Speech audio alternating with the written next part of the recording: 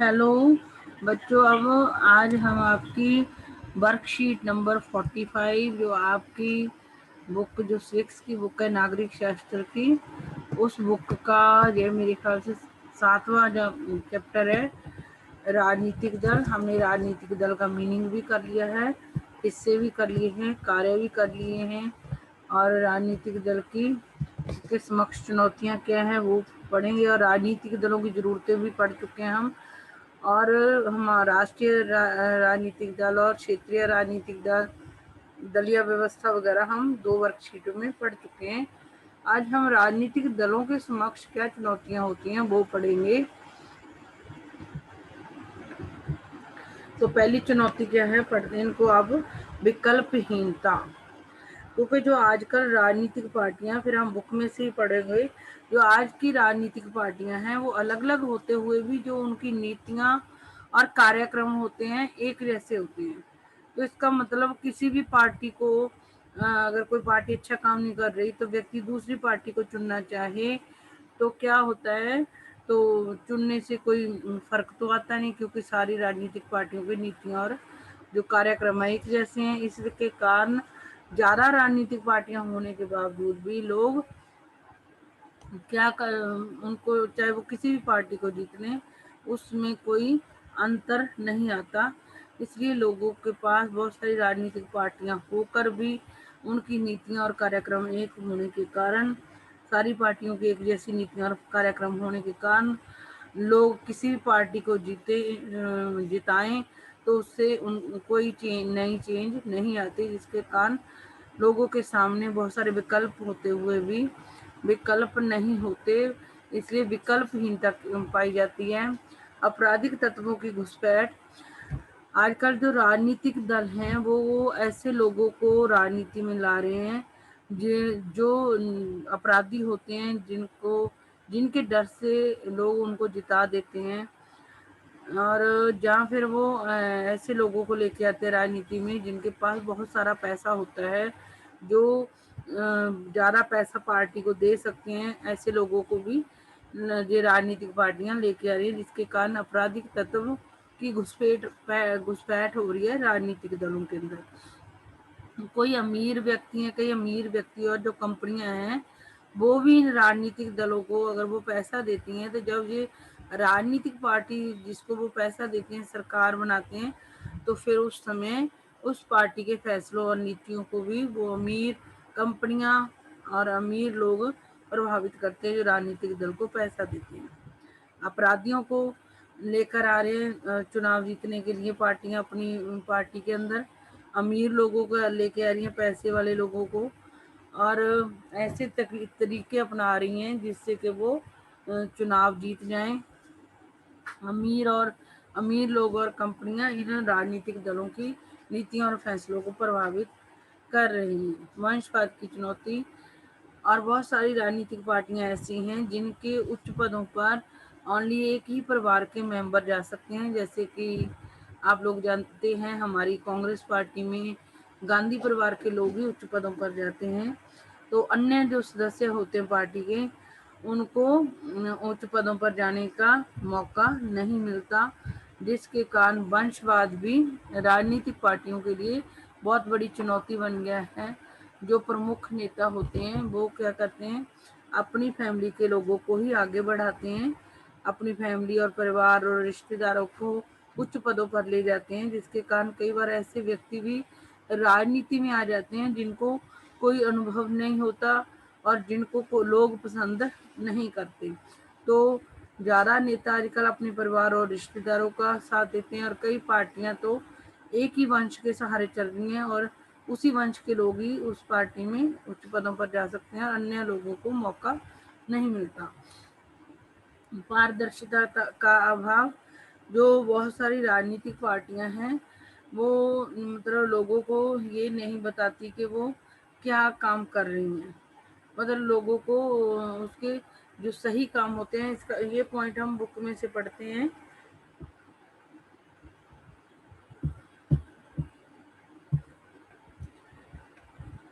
एक बार मैं फटाफट पढ़ देती हूँ, इसमें बुक के अंदर कैसे पढ़ी है, लेकिन मैं थोड़ा थोड़ा आप लोगों को बता दिया उसमें। राजनीतिक दलों की चुनौतियां।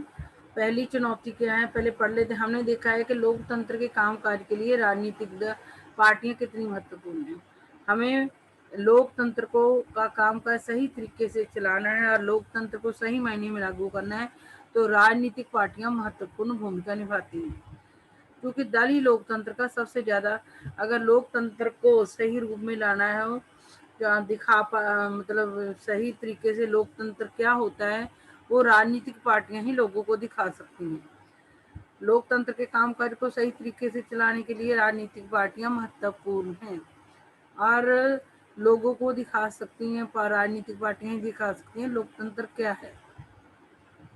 इसलिए यह स्वाभाविक है कि लोकतंत्र के कामकाज की, अगर लोकतंत्र को सही रूप से लागू राजनीतिक पार्टियां करती हैं, तो अगर लोकतंत्र के अंदर फिर गड़बड़ियां भी होंगी, वो उसके लिए भी दोषी लोग राजनीतिक दलों को ही ठहराएंगे। पूरी दुनिया में लोग इस बात से नाराज हैं कि राजनीतिक दल अपना काम ठीक ढंग, पूरी दुनिया में राजनीतिक दल ही लोकतंत्र को सक्सेसफुल बनाते हैं और लोकतंत्र को लोगों को दिखा भी सकते हैं, राजनीतिक पार्टियां दिखा सकती हैं कि लोकतंत्र क्या है। अगर फिर गड़बड़ियां होती हैं, अगर महत्वपूर्ण राजनीतिक पार्टियां लोकतंत्र के लिए, तो अगर लोकतंत्र में गड़बड़ियां भी होंगी तो लोग राजनीतिक दलों को ही इसके लिए दोषी ठहराएंगे। पूरी दुनिया में लोग इस बात से नाराज हैं कि राजनीतिक दल अपना काम ठीक ढंग से नहीं करते। हमारे लोकतंत्र के साथ भी यही बात लागू होती है। आम जनता की नाराजगी और आलोचना राजनीतिक दलों के जो काम करने के 4 पहलू होते हैं उस पर केंद्रित होती हैं। लोग राजनीतिक लोगों से कैसे नाराज, लोगों के आम लोग नाराज होते हैं राजनीतिक पार्टियों से, क्योंकि वो ढंग से काम नहीं करते हैं और वो उनकी जो आम लोग उनकी आलोचना करते हैं वो 4 पहलुओं से करते हैं। एक तो अब दोबारा राजनीतिक पार्टियां लोकतंत्र के काम के लिए महत्वपूर्ण है, उनका होना जरूरी है, फिर ही लोकतंत्र सही तरीके से चल सकता है। और ज्यादा राजनीतिक पार्टियां होती हैं तो ही पता चलता है लोगों को कि लोकतंत्र क्या है। इसलिए अगर लोकतंत्र सही तरीके से नहीं चलेगा तो दोषी भी राजनीतिक पार्टियां ही होंगे। इसका मतलब वो कुछ ना कुछ गड़बड़ी कर रही हैं जिसके कारण लोकतंत्र सही तरीके से नहीं चल पा रहा। पूरी दुनिया में जो लोग हैं वो राजनीतिक दलों से इस बात के लिए नाराज होते हैं कि ये सही तरीके से काम नहीं करते। और आम लोग क्यों नाराज होते हैं, इसलिए नाराज होते हैं कि ये राजनीतिक दल ठीक ढंग से काम नहीं करती। जो लोग आम लोग आलोचना इसकी राजनीतिक दलों की इसलिए करते हैं कि काम कार्य के 4 पहलुओं पर केंद्रित रही है। उनके काम कार्य के जो 4 पहलू होते हैं जिसके कारण लोग उनकी आलोचना करते हैं राजनीतिक दलों। लोकतंत्र का प्रभावी उपकरण, ये जो लोकतंत्र को सही तरीके से कौन चलाता है, राजनीतिक पार्टियां। इसलिए जो राजनीतिक दल होते हैं वो लोकतंत्र का प्रभावी उपकरण होते हैं। लोकतंत्र को सही मायने में कौन ला सकता है, राजनीतिक दल। लोगों को राजनीतिक दल ही बताते हैं कि लोकतंत्र क्या है और इसलिए राजनीतिक दल लोकतंत्र का प्रभावी उपकरण है। राजनीतिक दल क्या है, लोकतंत्र का प्रभावी उपकरण है, क्योंकि अगर ये ठीक ढंग से काम करे तो ठीक ढंग से लोकतंत्र लाया जा सकता है देश के अंदर। बने रहने के लिए राजनीतिक दलों को, अगर राजनीतिक दल एक अच्छा लोकतंत्र का उपकरण बनना चाहते हैं तो उनके सामने 4 चुनौतियां आती हैं। अगर वो उन चुनौतियों को जीत लेते हैं, या उन 4 चुनौतियों पर जीत पा लेते हैं, तो राजनीतिक दल लोकतंत्र का प्रभावी उपकरण बन सकते हैं। राजनीतिक दल लोकतंत्र को कामयाब बना सकते हैं। अगर और लोकतंत्र, ज्यादा राजनीतिक पार्टियां लोकतंत्र ला सकती हैं और राजनीतिक पार्टियां ही बता सकती हैं कि लोकतंत्र क्या है। अगर लोकतंत्र के अंदर गड़बड़ी होती है, कामकाज में गड़बड़ी होती है, तो लोग राजनीतिक दलों को ही दोषी ठहराते हैं। बहुत सारे लोग इनके साथ इसलिए नाराज होते हैं क्योंकि ये सही तरीके से काम नहीं करते और लोग इनकी जो काम काज के 4 पहलू होते हैं उनको लेकर आलोचना करते हैं। जो राजनीतिक दल होते हैं वो लोकतंत्र के प्रभावी उपकरण बन सकते हैं, उपकरण होते हैं और अगर उन्होंने प्रभावशाली उपकरण बनना होता तो उनको 4 चुनौतियों का सामना करना पड़ता है। अगर राजनीतिक दल इन 4 चुनौतियों को के ऊपर जीत पा लेते हैं तो वो प्रभावशाली उपकरण बन सकते हैं राजनीति लोकतंत्र का।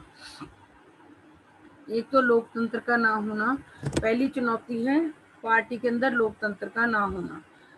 तो ये क्या पार्टी के भीतर आंतरिक लोकतंत्र का ना होना, उसमें भी है आपकी वर्कशीट में। सारी दुनिया में जो प्रवृत्ति बन गई है कि सारी ताकत एक या कुछ एक नेताओं में ही सिमट जाती है। ये तो आप लोगों को ही पता है कि चाहे बीजेपी है चाहे कांग्रेस है, उसमें कुछ ही राजनीतिक जो नेता होते हैं वो प्रमुख होते हैं, उनकी ही चलती है, बाकी कार्यकर्ताओं की और छोटे नेताओं की नहीं चलती। पार्टी के पास ना जो पार्टी के बहुत सारे सदस्य होते हैं देश के अंदर, उनकी कोई खुली सूची भी नहीं होती, ना नियमित रूप से सांगठनिक बैठकें होती हैं, इनके आंतरिक चुनाव भी नहीं होते। कार्यकर्ताओं से वे सूचनाओं का साझा भी नहीं करते। कार्यकर्ता जो होते हैं उनको ये भी नहीं पता होता पार्टी के अंदर क्या चल रहा है। क्या होता है पार्टी के अंदर पार्टी राजनीतिक पार्टियों के जो भीतर लोकतंत्र नहीं होता। लोकतंत्र में तो आपको पता सारे लोगों की चलती है, सबको एक समान समझा जाता है, सब कुछ एक जैसे अधिकार दिए जाते हैं, समानता स्वतंत्रता दी जाती है। अगर कोई राजनीतिक दल है तो उसके सदस्यों में भी ऐसा होना चाहिए, सारे समान होने चाहिए, सबको स्वतंत्रता होनी चाहिए, सबके एक जैसे अधिकार होने चाहिए। लेकिन राजनीतिक दलों में ऐसा नहीं होता। कुछ एक नेता ही होते हैं जिनके पास सारी राजनीतिक दल की शक्ति होती है। बहुत सारे सदस्य होते हैं लेकिन उनकी कोई पार्टी के सदस्यों की कोई लिस्ट नहीं होती, ना ही उनकी कोई बैठकें होती हैं राजनीतिक दलों की। कुछ जो प्रमुख नेता होते हैं वो ही बैठ के फैसले ले लेते हैं। और जो कार्यकर्ता होते हैं सामान्य, जो पार्टी के लिए चल फिर के काम करते हैं, उनको तो पता भी नहीं होता कि पार्टी के अंदर क्या चल रहा है।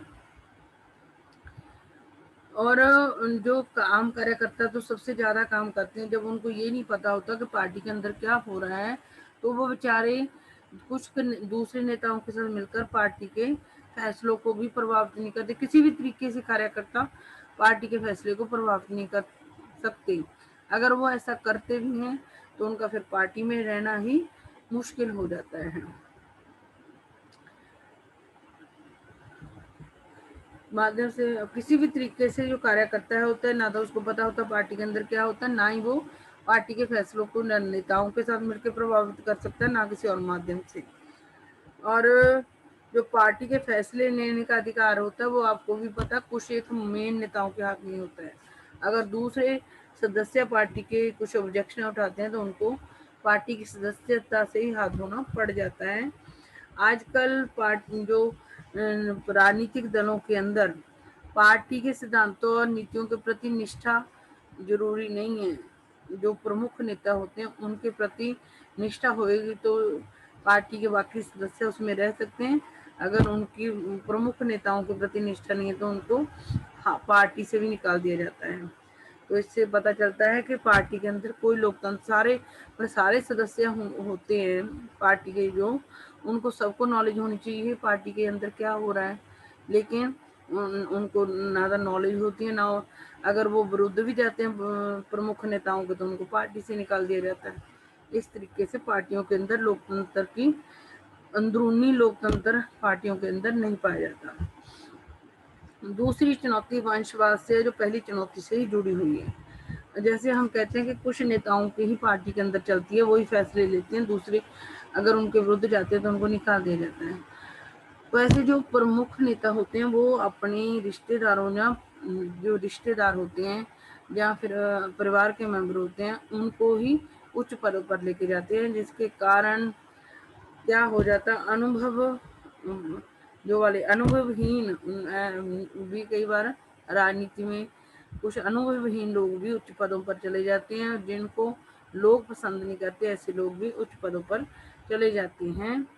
ये देख पढ़ देते हैं। दूसरी चुनौती पहली चुनौती से जुड़ी हुई है, जो वंशवाद की चुनौती है। क्योंकि अधिकांश दल अपना काम काज पारदर्शी तरीके से नहीं करते, इसलिए सामान्यकर्ता के नेता बनने और ऊपर जाने की गुंजाइश काफी कम होती है। मतलब कि लोगों को नहीं पता होता कि वो और आपको ऊपर भी पता चला है कि जो सामान्य कार्यकर्ता होता है उसको नहीं पता होता पार्टी में क्या हो रहा है, तो लोगों को तो पता क्या लगेगा। तो इसलिए जो सरकार पार्टियों के कामकाज होते हैं, दलों के कामकाज होते हैं, वो पारदर्शिता नहीं होती, जिसके कारण जो सामान्य कार्यकर्ता होता है, जब उसको पार्टी के अंदर क्या हो रहा है ये नहीं पता, तो फिर उसके नेता बनने और ऊपर जाने की संभावना खत्म हो जाती है। जो लोग नेता होते हैं, वो प्रमुख नेता होते हैं, वो पार्टी से ज्यादा फायदा उठाते हैं। वो अपने परिवार और रिश्तेदारों को उच्च पदों पर ले जाते हैं, जिसके कारण कई बार अनुभवहीन और बिना जनधार वाले नेता भी पार्टी में आ जाते हैं। और ये कुछ ये इतना ही बहुत है, आप लोग इसको इतना ही लिख देना। और तीसरी चुनौती, ये हमारे देश में नहीं हो रहा जो वंशवाद है, ये बहुत सारे देशों में है कि जो प्रमुख नेता होते हैं वो खुद फायदा उठा लेते हैं, अपने परिवार और रिश्तेदारों को उच्च पद पर ले जाते हैं, जिसके कारण अनुभवहीन और बिना जनधर वाले, यानी कि जिनको लोग पसंद भी नहीं करते, वो भी उच्च पदों पर चले जाते हैं। प्रमुख नेता ही उच्च पदों पर जाते हैं, जिसके कारण आम कार्यकर्ता होता है उसको पता नहीं होता पार्टी के अंदर क्या हो रहा होता है। तो वो नेता जो आम कार्यकर्ता होता है उसके कभी भी नेता बनने की संभावना नहीं होती, ना ही वो कभी उच्च पद पर जाए। ये वंशवाद के कारण होता है। और तीसरी चुनौती पढ़ते हैं हम, पैसा और अपराधी तत्वों की बढ़ती घुसपैठ। राजनीतिक दलों के अंदर पैसे और अपराधी ज्यादा, जो राजनीतिक दल हैं वो ऐसे लोगों को अपनी दल में शामिल करते हैं जिनके पास बहुत ज्यादा पैसा होता है। जहाँ जो अपराधी लोग होते हैं जो लोगों को डराकर वोट डलवा लेते हैं। तो राजनीतिक दलों के अंदर पैसे और अपराधी तत्वों की घुसपैठ बढ़ रही है, क्योंकि पार्टियों की सारी चिंता चुनाव जीतने की होती है। हर पार्टी की क्या इच्छा होती है कि वो चुनाव जीत लें, अतः इसके लिए कोई भी जायज नाजायज तरीका अपनाने से वे परहेज नहीं करती, जिसके कारण राजनीतिक दलों के अंदर अपराध बढ़ रहा है। पहली है कि लोकतंत्र नहीं होता, बस कुछ एक नेता होते हैं जो फैसले लेते हैं और आम कार्यकर्ता को पता भी नहीं होता कि पार्टी के अंदर क्या हो रहा है। तो इसका मतलब फायदा कौन उठा जाता है, कुछ एक नेता ही उठा जाते हैं, और वो अपने परिवार और रिश्तेदारों को उच्च पदों पर ले जाते हैं। जो असामान्य कार्यकर्ता, वो वंशवाद और लोकतंत्र पार्टी के अंदर ना होने के कारण कभी भी ना तो नेता बन सकता है, ना ही कोई उसको उच्च पद मिल सकता है। और इसी तरीके से राजनीतिक दल पैसे वाले लोगों को ही अपनी पार्टी में लेकर आते हैं, कई बार तो अपराधी तत्वों को भी ले आते हैं, क्योंकि आजकल की जो राजनीतिक दल है उनका मेन उद्देश्य यही रह गया कि उन्होंने चुनाव जीतना, चाहे वो कोई भी तरीका हो, बस जायज न जायज तरीका उसको अपना के वो अपना चुनाव जीतते हैं। तो इस तरीके से राजनीतिक दलों के अंदर अपराध बढ़ रहा है। वे ऐसे ही उम्मीदवार उतारती है जिनके, और राजनीतिक दल ऐसे उम्मीदवारों को चुनाव में उतारते जिनके पास बहुत ज्यादा पैसा हो, और जब पैसा जुटा सके, पार्टी को पैसा दे सके। और कई बहुत बड़ी बड़ी कंपनियां और अमीर लोग जो पार्टी को पैसा देते हैं, वो भी पार्टी के कार्यक्रमों और नीतियों को प्रभावित करते हैं। एक तो अपराध बढ़ रहा है, क्योंकि जो पार्टियां वो चुनाव जीतने के लिए कोई भी जायज नाजायज तरीका अपनाती हैं, और कई बार वो ऐसे लोगों को भी लेकर उतारते हैं जिनके पास पैसा ज्यादा होता है। और तीसरा क्या है, कंपनियां और अमीर लोग भी राजनीतिक पार्टियों के फैसलों को प्रभावित करते हैं, क्योंकि बड़ी बड़ी पार्टियां और अमीर लोग, जैसे आप अडानी अंबानी की बातें सुनते हो कि ये सरकार के फैसलों को प्रभावित, आप सरकारें अंबानी को फायदा पहुंचाने के लिए, क्योंकि अंबानी सरकारों को पैसा देता है, इसलिए सरकारें की ऐसी नीतियां और कार्यक्रम बनाती है जिससे अंबानी को फायदा हो। तो बड़ी बड़ी कंपनियां और अमीर लोग भी इन राजनीतिक दलों की नीतियों को प्रभावित करते हैं। कई बार पार्टियां चुनाव जीत सकने वाले अपराधियों का, कई बार ऐसे लोग जो अपराधी होते हैं जिनको लोग डर के कारण जिता देते हैं, तो ऐसे लोगों को भी पार्टियां साथ ले आती हैं, अपराधी लोगों को भी, बड़े पैसे वालों को भी। दुनिया भर में लोकतंत्र के समर्थक जो लोग, दुनिया में जो लोग चाहते हैं कि लोकतंत्र आए, लोगों का राज आए, वो लोकतांत्रिक राजनीति के अंदर जो अमीर लोगों और बड़ी कंपनियों की भूमिका बढ़ रही है, उससे उसको लेकर चिंता है। दुनिया भर में जो लोकतंत्र के समर्थक है, जो चाहते हैं लोकतंत्र आए दुनिया में, वो लोकतांत्रिक राजनीति में अमीर लोग और कंपनियों की बढ़ती भूमिका को लेकर चिंतित हैं। चौथी चुनौती पार्टियों के बीच विकल्पहीनता की स्थिति, जो मैंने पहले भी समझाया है। ये याद कर लेना कि सार्थक विकल्प का मतलब होता है विभिन्न पार्टियों की नीतियों और कार्यक्रमों में महत्वपूर्ण अंतर हो। अगर मतलब लोग चुनते हैं तो ऐसी पार्टी चुने जिसकी नीतियां दूसरी पार्टियों से अच्छी भी हों और अलग भी हों। तो सार्थक विकल्प क्या होता है, ये मीनिंग भी याद कर लेना। सार्थक विकल्प का मतलब होता है कि विभिन्न पार्टियों की नीति और कार्यक्रम में महत्वपूर्ण अंतर हो। लेकिन आजकल क्या है, सारी पार्टियों की नीतियां और कार्यक्रम एक जैसे हैं, जिसके कारण लोग किसी भी पार्टी को जिता दें तो उससे चेंज कोई नहीं आता। जैसे कि ब्रिटेन के अंदर लेबर पार्टी है और कंजर्वेटिव पार्टी है, इनकी नीतियां और कार्यक्रम एक जैसे हैं, जिसके कारण इन दो अलग अलग पार्टियों में कोई भी अंतर नहीं रह गया। दोनों दल बुनियादी मसलों पर सहमत हैं और उनके बीच अंतर बस ब्यौरों का रह गया कि नीतियां और कार्यक्रम तो एक जैसी हैं, बस ये अंतर रह गया है कि कौन सी पार्टी उन नीतियों और कार्यक्रमों को कैसे लागू करेगी। इन दोनों पार्टियों में ब्रिटेन की लेबर पार्टी और कंजर्वेटिव पार्टी की नीतियां और कार्यक्रम एक जैसे हैं, जिसके कारण इनमें बहुत कम अंतर रह गया। बस अंतर क्या रह गया कि ये दोनों उसको लागू कैसे करेंगी, कि लागू कैसे करेंगी, नीतियां कैसे बनाई हैं और उन्हें कैसे ले। इनमें दोनों में बस नीतियां और कार्यक्रम एक जैसे हैं पार्टियों में, बस ब्यौरों का अंतर रह गया कि ये इन्होंने नीतियां कैसे बनाई जाए और उन्हें कैसे लागू किया जाए। ब्यौरों में अंतर रह गया, कार्यक्रम और नीतियों में कोई अंतर नहीं। भी वो नीतियों को दोनों को बनाने का ढंग कैसा होगा और लागू कैसे करेंगे। अपने देश में भी सभी बड़ी पार्टियों के बीच आर्थिक मसलों पर बड़ा कम अंतर, इंडिया के अंदर भी ऐसा ही हो गया है। जो हमारी बड़ी बड़ी पार्टियां हैं, उनके जो आर्थिक मसले हैं उनमें बहुत कम अंतर रह गया। आर्थिक मतलब पैसे संबंधी जो मसले है बड़े बड़ी राजनीतिक पार्टियों के, उन मामलों में सारी पार्टियों में बहुत कम अंतर रह गया है। जो लोग इससे अलग नीतियां चाहते हैं उनके लिए कोई विकल्प उपलब्ध नहीं, मतलब सारी पार्टियों की नीतियां एक जैसी होगी। जो भारत के अंदर जो नीतियां और कार्यक्रम इन पार्टियों के हैं, उनसे अलग नीतियां चाहते हैं, उनके लिए कोई विकल्प उपलब्ध नहीं है। सारी देश के सारे राजनीतिक दलों की नीतियां और कार्यक्रम एक जैसे हो गए, लेकिन जो लोग उनसे अलग नीतियां चाहते हैं उनके लिए कोई विकल्प, वो ऐसी कोई पार्टी नहीं रही कि जिसको वो चुन सके। जो लोग इससे अलग नीतियां चाहते हैं उनके लिए कोई पार्टी नहीं बची जिसको वो जिता सकें।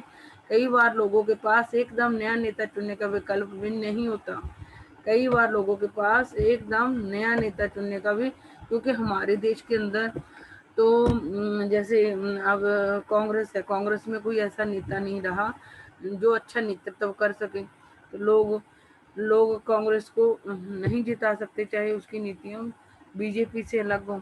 और बीजेपी में भी एक ही नेता है, मोदी। तो कई बार लोगों के पास एकदम नया नेता चुनने का विकल्प भी, हमारे इंडिया की भी पार्टियों में ऐसा ही हो गया है कि कोई ऐसा नेता नहीं है जिसको लोग चुन सकें। तो लोगों के सामने जो राजनीतिक पार्टियां बहुत सारी होती हुए भी लोगों के पास कोई विकल्प नहीं है, क्योंकि वही थोड़े से नेता हर दल में आते जाते रहते हैं।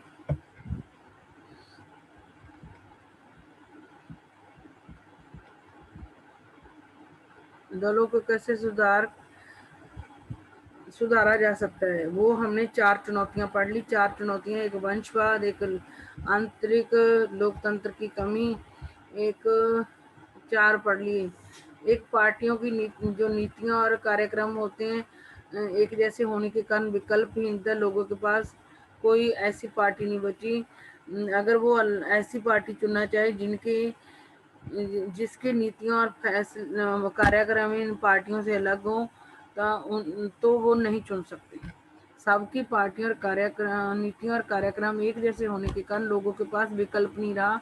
कोई ऐसी पार्टी नहीं वो चुन सकती जिनकी नीतियां और फैसले इन पार्टियों से अलग। तो ये आप लोग अच्छी तरीके से कर लेना। एक ये अपराधी, एक तो वंशवाद की चुनौती, एक आंतरिक लोकतंत्र की कमी होगी पार्टियों के अंदर, आंतरिक लोकतंत्र पार्टियों के अंदर कमी होगी, वंशवाद की कमी हो, वंशवाद भी चुनौती है।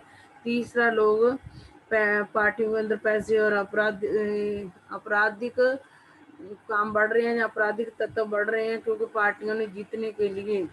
पार्टियां जीतने के लिए कोई भी गलत तरीका अपनाती हैं और अमीरों की और अपराधियों को भी लेकर आ रही हैं पार्टी में। और चौथी चुनौती आपने विकल्पहीनता सारी पार्टियों की।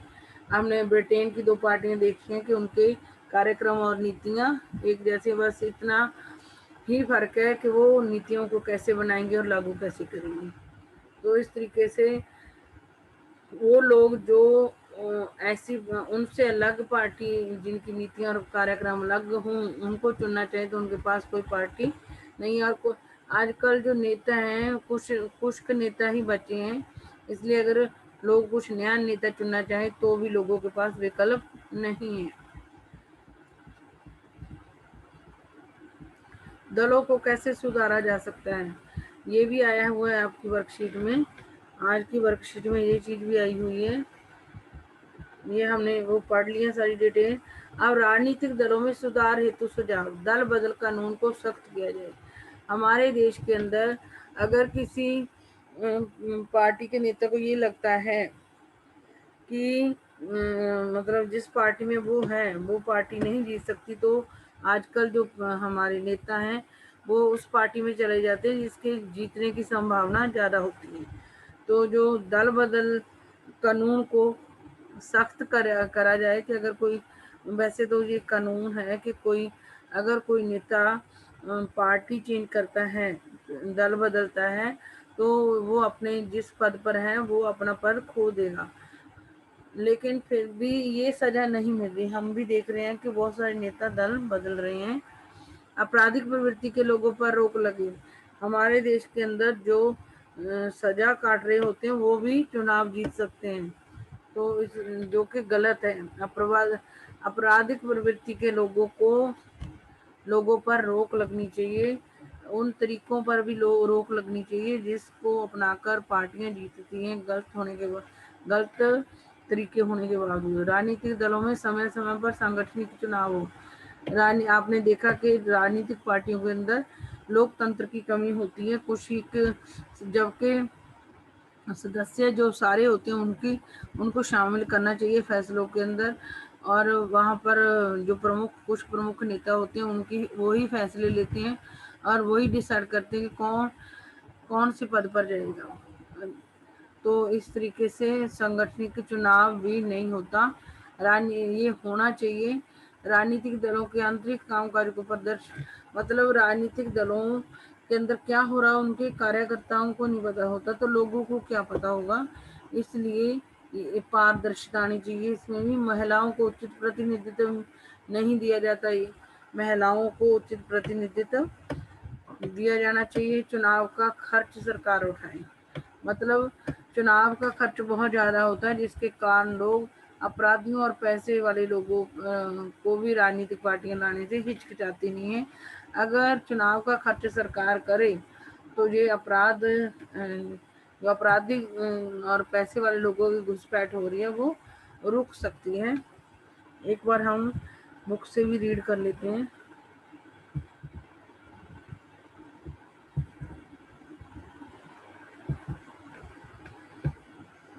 एक बार हम बुक से रीड करते हैं।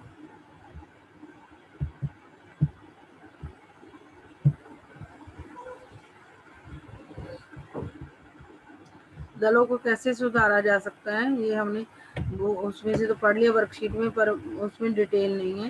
इन्हीं चुनौतियों का सामने करने के लिए जो सारी चुनौतियां वो देख लो कि, तो इस तरीके से तो राजनीतिक दल अच्छे नहीं होते। तो अगर वो जो उनके अंदर कमियां वो दूर कर लें तो राजनीतिक दल लोकतंत्र का एक महत्वपूर्ण उपकरण बन सकते हैं। इन चुनौतियों का सामना करने के लिए जरूरी है कि राजनीतिक दलों में सुधार हो। ऐसे में सवाल यह उठता है कि क्या राजनीतिक दल सुधरने को तैयार हैं? इन चुनौतियों का सामना करने के लिए जो 4 चुनौतियां, इनको दूर करने के लिए राजनीतिक दलों को सुधारा जाए। राजनीतिक दलों को जो चुनौतियां हैं राजनीतिक दलों के सामने, तो उनको दूर करने के लिए क्या है, राजनीतिक दलों को सुधारा जाए, में सुधार हो। और ऐसे में सवाल उठता है, क्या राजनीतिक दल सुधरने को तैयार हैं? क्या है जो 4 चुनौतियां, वंशवाद की, लोकतंत्र, आंतरिक लोकतंत्र की कमी, पैसे और अपराधी तत्वों की घुसपैठ, विकल्पहीनता, इन चारों चुनौतियों को अगर दूर करना है तो राजनीतिक दलों में सुधार होना चाहिए। तो सवाल ये उठता है कि राजनीतिक दल सुधरने को तैयार हैं? अगर वे तैयार नहीं हैं तो क्या उन्हें सुधरने को मजबूर किया जा सकता है? अगर वो खुद तैयार नहीं है तो सरकार को कुछ ऐसा करना चाहिए कि वो खुद सुधरने को तैयार हो, उनको मजबूर किया जाए सुधरने के लिए। तैयार है तो अच्छी बात है, अगर नहीं तैयार है तो उन्हें सुधरने के लिए मजबूर किया जाए। दुनिया भर के नागरिक इन सवालों को लेकर परेशान हैं। राजनीतिक दलों के अंदर जो चुनौतियां हैं, ये ऐसे सवाल हैं जिनका जवाब आसान नहीं है। जो 4 चुनौतियां या जो ये 4 सवाल हैं, ये ऐसे सवाल हैं जिनका जवाब आसान नहीं है। लोकतांत्रिक व्यवस्था में आखिरी फैसला राजनेता ही लेते हैं। लोकतांत्रिक व्यवस्था में आखिरी फैसला कौन लेते हैं? अगर इन चुनौतियों को दूर करना है, राजनीतिक दलों को सुधारना है, तो उसके लिए कानून भी तो राजनीतिक दल ही बनाएंगे जो विभिन्न राजनीतिक दलों का प्रतिनिधित्व करते हैं। लोकतंत्र व्यवस्था में आखिरी फैसला राजनेता ही करते हैं, जिनकी चलती हैं, जो विभिन्न राजनीतिक दलों का प्रतिनिधित्व करते हैं। पहला 4 चुनौतियां जो बहुत गलत है, आपने पढ़ ली। तो अगर इन चुनौतियों को दूर करना तो राजनीतिक दलों को सुधारा जाए। फिर ये क्वेश्चन उठता है कि राजनीतिक दल सुधरने को तैयार हैं? अगर वो तैयार नहीं है तो कुछ ऐसा होना चाहिए कि उनको मजबूर किया जाए सुधरने के लिए। ये दुनिया भर में ये के नागरिक है जो ये सवालों को लेकर परेशान है और इनके जवाब भी आसान नहीं है। तो लोकतांत्रिक व्यवस्था में आखिरी फैसला राजनेता ही करते हैं। लोकतांत्रिक व्यवस्था में आखिरी फैसला कौन करता है? राजनेता ही करते हैं, जो अलग अलग राजनीतिक पार्टियों का प्रतिनिधित्व करते हैं। लोग उनको बदल सकते हैं, पर उनकी जगह फिर नए नेता ही लेते हैं। लोग उनको बदल सकते हैं, पर उनकी जगह फिर नए नेता ही लेते हैं। अगर वह सभी सुधरना नहीं चाहते हैं तो कोई उनको सुधरने के लिए कैसे मजबूर कर सकता है? मतलब जो भी फैसले लेते हैं राजनेता ही लेते हैं, जो अलग अलग राजनीतिक दलों का प्रतिनिधित्व करते हैं। लोग उनको बदल सकते हैं, मतलब हम 5 साल बाद बदल सकते हैं, पर उनकी जगह फिर नए नेता आ जाते हैं। अगर वह सभी सुधरना नहीं चाहते तो कोई उनके सुधरने के लिए कैसे? अगर राजनीतिक दल खुद सुधर जाए तो सही है, अगर वो नहीं सुधरना चाहते तो कोई उनको कैसे मजबूर कर सकता है? आइए अपने देश के राजनीतिक दलों और इसके नेताओं को सुधरने के लिए हाल में जो प्रयास किए गए हैं हमारे देश के अंदर, वो सुधरना तो चाहते नहीं है, लेकिन उनको सुधारने के लिए कुछ प्रयास किए गए हैं। नेताओं को सुधारने के लिए जो प्रयास किए गए हैं, जो सुझाव दिए गए हैं, उन पर हम गौर करेंगे। विधायकों और सांसदों को दल बदल करने से रोकने के लिए संविधान में संशोधन किया गया है। विधायक जो राज्य के होते हैं, सांसद जो लोकसभा के होते हैं, मेंबर होते हैं, वो दल बदल लेते हैं, आपको भी पता है। उनको दल बदलने से रोकने के लिए संविधान में संशोधन किया गया है। निर्वाचित प्रतिनिधियों के मंत्री पद या पैसे के लोभ में दल बदल करने में आई तेजी को देखते हुए ऐसा किया गया है। जो निर्वाचित प्रतिनिधियों के मंत्री पद जहाँ पैसे के लोभ में आपको भी पता, जहाँ उनको लगता है कि किसी जिस राजनीतिक दल के सरकार बनने की संभावना होती है, तो कई लोग उसी एक पार्टी को छोड़कर उसी में शामिल हो जाते हैं। तो निर्वाचित प्रतिनिधियों के मंत्री पद या पैसे के लोभ में दल बदल करने में आई तेजी को देखते हुए ऐसा किया गया, क्योंकि बहुत ज्यादा नेता हैं जो दल बदल रहे हैं, जिसके कारण संशोधन किया गया संविधान में। नए कानून के अनुसार अपना दल बदलने वाले सांसद या विधायक को अपनी सीट भी गंवानी पड़ सकती है। ये नया कानून है, नए कानून के अनुसार दल बदलने वाले सांसद या विधायक को अपनी सीट भी गंवानी पड़ सकती है। हमारे देश के अंदर दल बदलने वाले नेताओं को रोकने के लिए संविधान में संशोधन किया गया, जिसके अनुसार नए कानून के अनुसार अगर कोई नेता दल बदलता है तो उसको अपनी सीट से भी सीट गंवानी पड़ सकती है। इस नए कानून से दल बदल में कमी आई है। जो नया कानून बना दल बदले को रोकने के लिए, इसमें कमी आई है, पर इससे पार्टी में विरोध का कोई स्वर उठाना और भी मुश्किल हो गया है। पार्टी नेतृत्व जो फैसला करता है, मतलब दल बदलने अगर कोई, फिर इसका मतलब अगर ये कानून के अनुसार अब कमी आ गई है, पर इससे पार्टी में विरोध का स्वर उठाना और भी मुश्किल होगा। अगर पार्टी के जो प्रमुख नेता होते हैं वो कुछ गलत करते हैं तो उनके विरुद्ध आवाज, क्योंकि जो आवाज अगर गलत करेंगे और कोई आवाज उठाएगा तो वो व्यक्ति को या तो वो प्रमुख नेता ही निकाल देंगे या फिर उसको पार्टी से निकाल दिया जाएगा। तो इस तरीके से दल बदलने की जो आदत है उसको रोकने के लिए कानून बनाया गया है।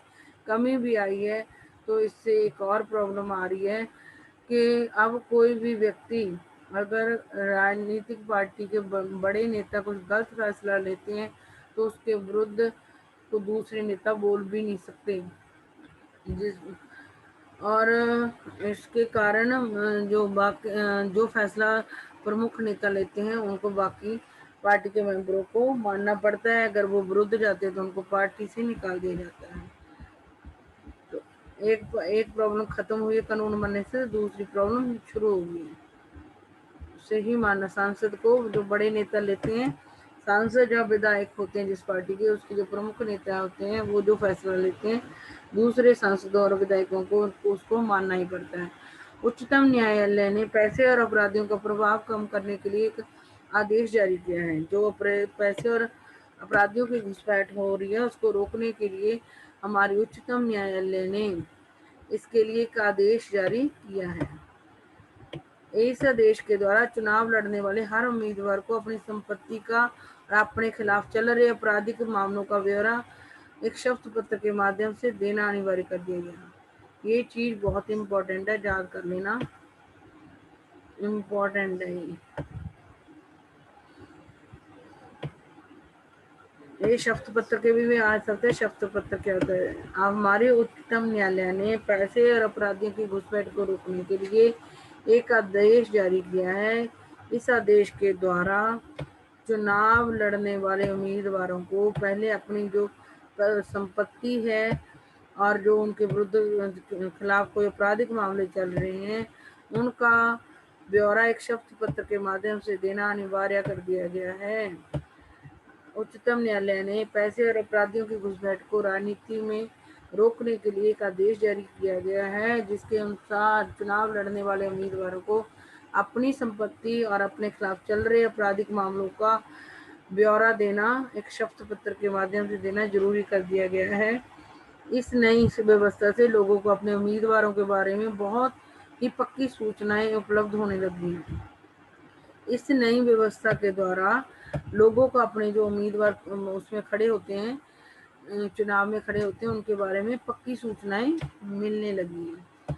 पर उम्मीदवार द्वारा दी गई सूचनाएं सही है या नहीं, ये जांच करने की कोई व्यवस्था नहीं। पक्की सूचनाएं तो मिलती हैं, लेकिन उम्मीदवार ने सही सूचना दी है या गलत दी है, इसको परखने के लिए नागरिकों के पास कोई भी मेथड नहीं है, कोई व्यवस्था नहीं है। अभी तक हम यह बात भरोसे से नहीं कह सकते कि इस व्यवस्था के बन जाने के बाद से राजनीति पर अमीरों और अपराधियों का प्रभाव घटा है। मतलब कि अगर सरकार ने रोकने के लिए कुछ कानून भी बना दिया गया है तो उसके बाद भी वो काम बंद हो गया, इसकी गारंटी नहीं है। जैसे ये कानून बना है और उसके बावजूद भी मतलब ये नहीं कह सकते कि हाँ अपराधी और अमीर उसमें राजनीति में जा रहे हैं या नहीं जा रहे हैं। वैसे आप लोगों के सामने है, अपराधी लोग भी फिर भी आ रहे हैं, अपराधी लोग राजनीतिक पार्टियां और पैसा भी दे रहे हैं, ये बातें अभी भी हो रही हैं। चुनाव आयोग ने एक आदेश के जरिए सभी दलों के लिए संगठित चुनाव कराना और आय का रिटर्न भरना जरूरी बना दिया गया। जो ये है कि जो लोकतंत्र की कमी है, क्यों कमी है? क्योंकि अंदर सांगठनिक चुनाव नहीं करवाते राजनीतिक दल, कुछ ही नेता उच्च पदों पर जा सकते हैं और सामान्य नेता चुनाव आयोग के आदेश के जरिए सभी दलों के लिए चुनाव आयोग ने एक तो हमारी देश में कानून बनाया है कि कोई जो दल बदलेगा उसको सीट खोनी पड़ेगी। दूसरा, हमारी उच्च न्यायालय ने ये वो आदेश सुनाया है कि अगर जो कोई भी उम्मीदवार है मतलब पैसा और आपराधिक तत्वों को राजनीति में घुसने से रोकने के लिए हमारी उच्च न्यायालय ने क्या आदेश जारी किया है कि हर व्यक्ति जब चुनाव लड़ेगा तो वो एक शपथ पत्र के द्वारा अपनी संपत्ति और उसके विरुद्ध चल रहे आपराधिक मामलों की वो देगा, रिपोर्ट देगा। लेकिन ये जो इस बात का कोई वो है नहीं, प्रूफ नहीं है कि उसने सही, ये पता लगाना मुश्किल है कि उसने सही सूचना दी है या गलत दी है। दूसरा, हमारे चुनाव आयोग ने एक आदेश का जारी करा है। एक तो सरकार ने कानून बनाया है कि जो दल बदलेगा उसकी सीट चली जाएगी। एक हमारी अदालत ने आदेश जारी करे कि अगर कोई व्यक्ति पैसे और अपराधी ना आ सके राजनीति में, इसको रोकने के लिए हर व्यक्ति को चुनाव लड़ने से पहले अपनी संपत्ति और अपने विरुद्ध चल रहे मामलों का ब्यौरा देना। तीसरा, चुनाव आयोग ने आदेश जारी किया है कि सभी राजनीतिक दलों को सांगठनिक चुनाव कराना और आयकर रिटर्न भरना जरूरी बना दिया है। सभी राजनीतिक दलों का चुनाव आयोग ने क्या आदेश दिया है कि सभी जो राजनीतिक दल है, एक तो वो अपना संगठनिक चुनाव कराएंगे, एक आयकर का रिटर्न भरना जरूरी किया गया है। दलों ने ऐसा करना शुरू भी कर दिया है, पर कई बार ऐसा सिर्फ खाना पूर्ति, मतलब दलों ने काम करना शुरू कर दिया, कई बार बस ये खाना पूर्ति के लिए ही किया जाता है। ये बात अभी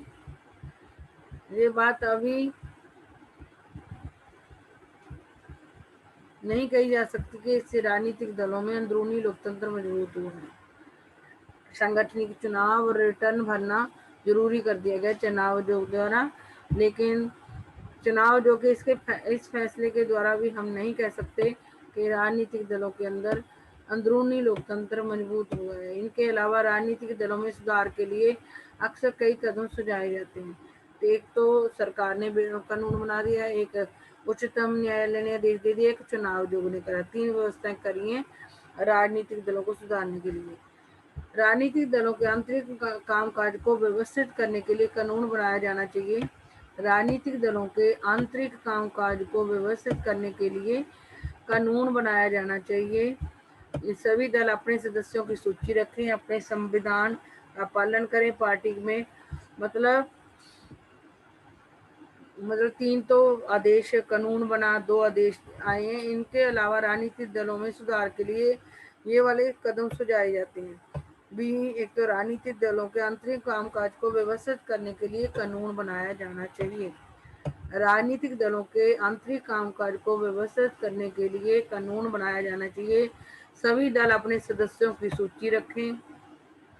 सभी दल अपने सदस्यों की कोई सूची रखते नहीं है, वो अपने संविधान का जो उनके दल का संविधान है उसका पालन करें। पार्टी में विवाद की स्थिति में एक स्वतंत्र प्राधिकारी को पंच बनाएं और सबसे बड़े पदों के लिए खुला चुनाव कराएं। यह व्यवस्था अनिवार्य की जानी चाहिए। सुझाव क्या दिए गए? सभी राजनीतिक दल आंतरिक कामकाज को की एक व्यवस्थित करने के लिए जो राजनीतिक दलों के अंदर अंदरूनी कामकाज होता है उसकी कुछ प्लानिंग बनाएं। प्लानिंग के लिए कानून बनाएं। राजनीतिक दल अपने अंदरूनी कामों काजों के लिए एक कानून बनाएं। सभी दल अपने सदस्यों की सूची जारी रखें और जो राजनीतिक दल का संविधान है सारे राजनीतिक दल के लोग उसका पालन करें। सभी राजनीतिक दलों का एक संविधान होता है तो उसके सदस्य उन राजनीतिक दलों के सदस्य अपने संविधान का पालन करें, अपने सदस्यों की सूची बनाएं। पार्टी में अगर कोई विवाद हो जाए तो एक स्वतंत्र प्राधिकारी को पंच बनाएं। सबसे बड़े पद जो पार्टी के सबसे बड़े पद हैं उनके लिए चुनाव कराएं। ये सारी जो सारे काम है वो अनिवार्य कर देने चाहिए सारे राजनीतिक दलों को। राजनीतिक दल महिलाओं को एक खास न्यूनतम, हमने ये भी पढ़ा है कि राजनीति महिलाओं को कम वो दिया जा रहा है प्रतिनिधित्व। तो राजनीतिक दल महिलाओं को एक खास न्यूनतम अनुपात में जरूर टिकट देंगे। मतलब सारे राजनीतिक पार्टियों को क्या होना चाहिए, महिलाओं को भी प्रतिनिधित्व देना चाहिए और सारे राजनीतिक दलों को अपनी पार्टी में 1/3 महिलाओं को टिकट जरूर देना चाहिए। इस प्रकार दल के प्रमुख पदों पर भी औरतों के लिए आरक्षण होना चाहिए। सारे राजनीतिक दलों को क्या करना चाहिए, टिकट देना चाहिए 1/3 औरतों को, और उनके जो राजनीतिक दलों के उच्च पद होते हैं उनके ऊपर कुछ महिलाओं को भी आरक्षण, मतलब कुछ पदों पर महिलाओं को के लिए आरक्षित सीटें रखनी चाहिए। चुनाव का खर्च सरकार उठाए, मतलब अगर इनको खुद को ज्यादा चुनावों के ऊपर ज्यादा खर्च होता है जिसके कारण अपराध बढ़ रहा है, तो अगर सरकार चुनाव के ऊपर खर्च कराए तो ये अपराध और खर्च कम हो सकते हैं। सरकार दलों को चुनाव लड़ने के लिए धन दे, ये मदद पेट्रोल, कागज, फोन वगैरह के रूप में भी हो सकती है। क्योंकि जब चुनाव जो राजनीतिक दल है जब वो प्रचार करते हैं तो वो गाड़ियों में करते हैं तो पेट्रोल खपत होता है, कागज वो पैम्पलेट वगैरह छपाते हैं जिसमें कागज वगैरह खराब होता है, पैसा लगता है उसमें। फोन वगैरह के रूप में सरकार उनको मदद दे सकती है जिसके कारण उनको पैसे की कम जरूरत पड़ेगी और फिर वो अपराध कम हो जाएगा। या फिर पिछले चुनाव में मिले मतों के अनुपात में नगद पैसा दिया जाए, जब मतलब जो पार्टियों को ज्यादा वोटें मिलती हैं उनको ज्यादा पैसा, और जिनको कम वोटें पिछले चुनाव में हुए मतदान के आधार पर कितनी कितनी वोटें, जिसको ज्यादा वोटें मिली उनको ज्यादा पैसा दे, जिनको कम मिली है उनको कम दे दें।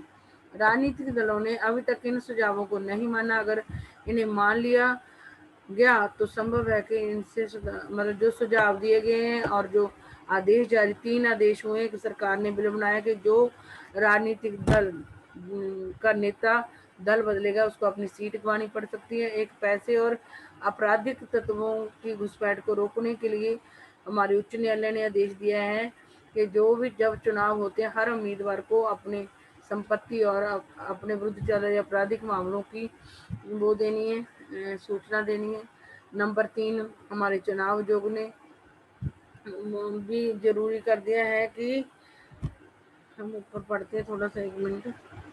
उच्च न्यायालय है राजनीतिक दलों का, ये संगठनिक चुनाव कराना और आय का रिटर्न भरना जरूरी है। चुनाव आयोग ने यह आदेश दिया कि सारे दलों को एक संगठनिक चुनाव करना जरूरी है अपने दल का, और आय का रिटर्न भरना भी जरूरी है। ये 3 फैसले हैं और कुछ सुझाव दिए गए हैं वो हमने पढ़ लिए हैं कि वो अपना सारे राजनीतिक दल अपने मेंबरों की सूची बनाए, सारे राजनीतिक दल के सदस्य अपनी पार्टी के संविधान का पालन करे, पार्टी में अगर कोई विवाद हो जाए तो कोई प्राधिकारी स्वतंत्र प्राधिकारी पंच बने, सबसे बड़े पदों के लिए खुला चुनाव होना चाहिए, बड़े नेता अपने मनपसंद जहाँ अपने परिवार के सदस्यों को उच्च पद पर ताकि ना ले जा सके, और महिलाओं को भी ये उच्च वो दें, प्रतिनिधित्व दें 1/3, और उच्च पदों पर भी कुछ सीटें महिलाओं के लिए आरक्षित रखें।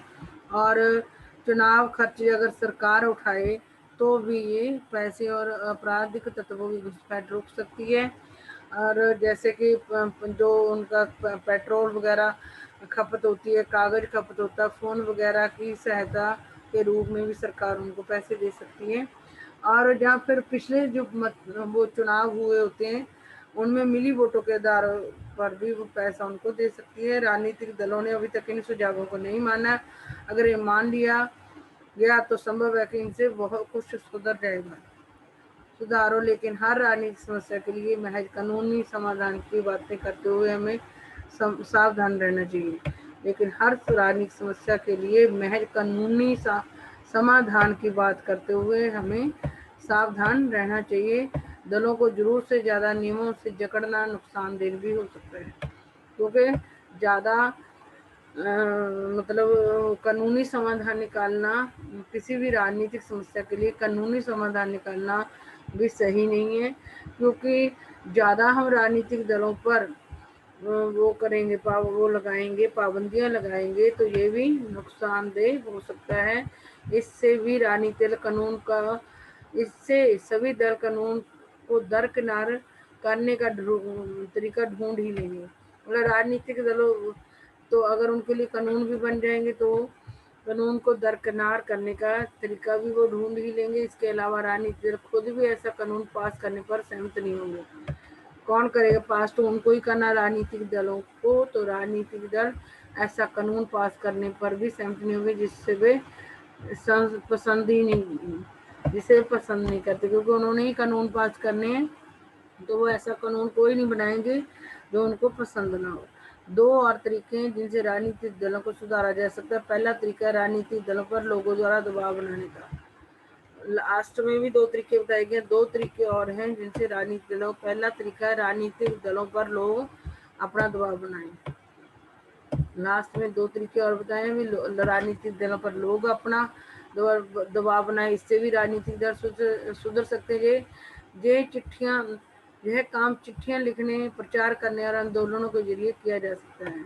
दबाव कैसे बनाएंगे लोग राजनीतिक दलों पर? राजनीतिक दलों को चिट्ठियां लिखें लोग, प्रचार करने और आंदोलनों के, पार्टियों के विरुद्ध अगर आंदोलन करेंगे लोग राजनीतिक दलों के विरुद्ध, तो इससे उनको बदला जा सकता है। आम नागरिक दबाव समूह, आंदोलन और मीडिया के माध्यम से यह काम किया जा सकता है। दबाव समूह, आंदोलन और मीडिया के द्वारा राजनीतिक दलों के ऊपर दबाव बनाया जा सकता है। अगर दलों को लगे कि सुधार न करने से उनका जनाधार गिरने लगेगा, अगर राजनीतिक दलों को, अगर लोग उनके ऊपर दबाव बनाएंगे दबाव समूह, आंदोलन और मीडिया के द्वारा, तो फिर उनको लगेगा कि, अगर दलों को लगे कि सुधार न करने से उनका उनका मतलब उनको लोग वोट नहीं देंगे, जहाँ उनको उनकी छवि खराब होगी, तो इससे लेकर वे गंभीर होने लगेंगे। और लोग दबाव बनाए आंदोलन करके, दबाव समूहों द्वारा या मीडिया द्वारा, तो फिर हो सकता है कि राजनीतिक दल उसको महसूस करें कि अगर ना वो सुधरे तो उनको आगे जाके जनाधार नहीं मिलेगा, वोटें नहीं मिलेगी, उनकी छवि खराब हो जाएगी, तो वो गंभीर होने लगेंगे। सुधार का दूसरा तरीका क्या है? पहले तो हुआ कि लोग उनके ऊपर दबाव बनाकर उनको सुधार सकते हैं। तो राजनीतिक दल खुद ही डरेंगे कि उनको, अगर वो नहीं सुधरेंगे तो उनको चुनाव में लोग वोट नहीं देंगे और उनकी छवि खराब हो जाएगी। सुधार का दूसरा तरीका है सुधार की इच्छा रखने वालों का खुद राजनीतिक दलों में शामिल होना। और दूसरा तरीका है कि वो लोग जो चाहते हैं कि राजनीतिक दलों में सुधार हो, वो खुद ही राजनीतिक दलों में शामिल हो जाएं। लोकतंत्र की गुणवत्ता में लोगों की भागीदारी से तय होती है। लोकतंत्र में अगर आम नागरिक खुद राजनीति में हिस्सा न लें और बाहर से ही बातें करते रहें, तो सुधार मुश्किल है। लोकतंत्र की गुणवत्ता लोकतंत्र में लोगों की भागीदारी से तय होती है। वे अगर लोकतंत्र को सही तरीके से चलाना है, तो उन लोगों को पार्टियों में आना होगा जो राजनीतिक दलों में सुधार चाहते हैं। अगर आम नागरिक खुद राजनीति में नहीं आते, हिस्सा नहीं लेते और बाहर से ही बातें करते रहेंगे, तो ये सुधार लाना मुश्किल है। राजनीतिक दलों को सुधारना मुश्किल है। खराब राजनीति का समाधान है ज्यादा से ज्यादा राजनीति और बेहतर राजनीति। खराब राजनीति को, जो खराब राजनीति राजनीतिक दल कर रहे हैं, उसका समाधान क्या है? ज्यादा से ज्यादा राजनीति और बेहतर राजनीति। भी लोग, देश के लोग ज्यादा से ज्यादा राजनीति में आए और आकर अच्छी राजनीति करें। हम इस बात की चर्चा फिर से आखिरी अध्याय में करेंगे। चलो, ये आपकी वर्कशीट कंप्लीट हो गई। ये बुक की हेल्प से हमारा बुक का कुछ हिस्सा भी कंप्लीट हो गया।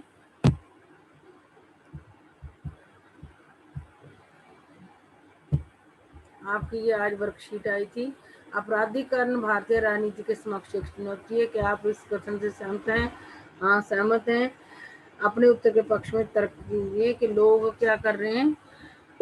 मतलब पार्टियां हैं जो जीतने के लिए वो कैसे जायज और नाजायज तरीका, कोई भी तरीका ढूंढती हैं जिससे उनको जीत मिल जाए, और पैसे वाले लोगों को राजनीति में लेकर आ रही हैं, अपराधी लोगों को राजनीति में लेकर आ रही हैं। तो जिसके कारण जो लोकतंत्र को बनाए रखना मुश्किल हो रहा है। सही तरीके में ही ये वो चुनौती है। भारतीय राजनीतिक दलों के समक्ष प्रमुख चुनौतियाँ कौन कौन सी हमने अभी देखी हैं। कौन कौन सी चुनौतियाँ हैं? आंतरिक लोकतंत्र की कमी, राजनीतिक दलों के अंदर वंशवाद की और पैसे और अपराध की घुसपैठ और विकल्पहीनता, की 4 चुनौतियाँ हैं। और भारतीय राजनीतिक दलों में सुधार हेतु कुछ उपाय सुझाए गए हैं। वो ये है कि वो अपने मेंबरों की सूचियां बनाए, सारे मेंबर अपनी पार्टी के संविधान का पालन करें, जो बड़े उच्च पद होते हैं उन पर किसी वो करने के लिए, उच्च पदों पर सदस्यों को बैठाने के लिए चुनाव करवाए जाएं।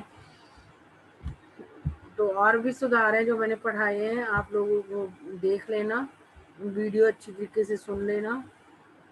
ये वीडियो लंबी बन गई है, लेकिन थोड़ी थोड़ी करके देखोगे तो आपका हो जाएगा, आपको समझ आ जाएगा ये चैप्टर।